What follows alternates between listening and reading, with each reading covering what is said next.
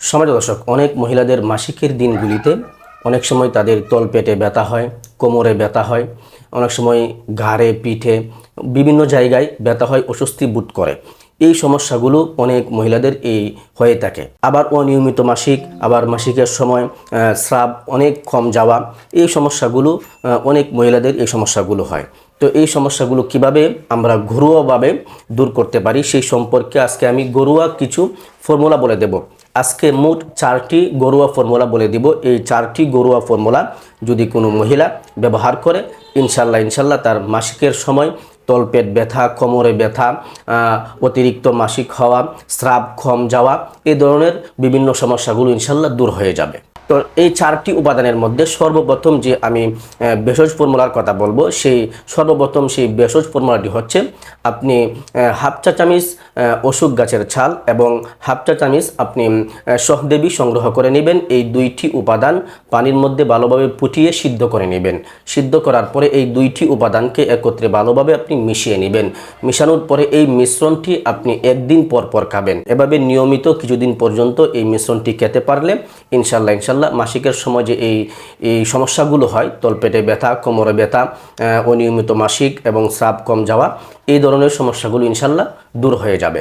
2 নম্বর যে ভেষজ ফর্মুলার কথা বলবো সেটি হচ্ছে আপনি 4 চা চামচ আপনি করলার পাতার রস সংগ্রহ করে নেবেন। 1 গ্লাস হালকা কুসুম গরম পানির মধ্যে আপনি 4 চা চামচ করলা পাতার রস দিয়ে ভালোভাবে মিশিয়ে আপনি প্রতিদিন সেবন করবেন। এভাবে নিয়মিত এই ভেষজটি সেবন করার দ্বারাতেও কিন্তু আপনার মাসিকের এই সমস্যাগুলো ইনশাল্লাহ দূর হয়ে যাবে। 3 নম্বর যে ভেষজ পদ্ধতির কথা বলবো সেটি হচ্ছে আপনি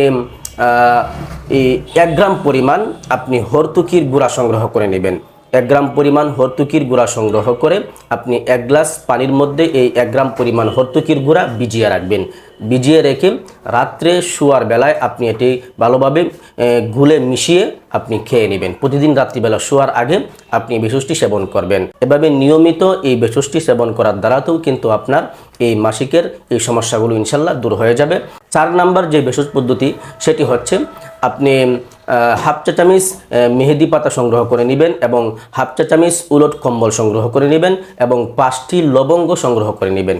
এই 3টি ভেষজ উপাদান আপনি সংগ্রহ করে নেবেন। এই 3টি উপাদানকে আপনি পানি দিয়ে ভালোভাবে ফুটিয়ে নেবেন। ভালোভাবে ফুটিয়ে পানিটা ছেঁকে সেই পানিটি আপনি প্রতিদিন নিয়মিত সেবন করবেন।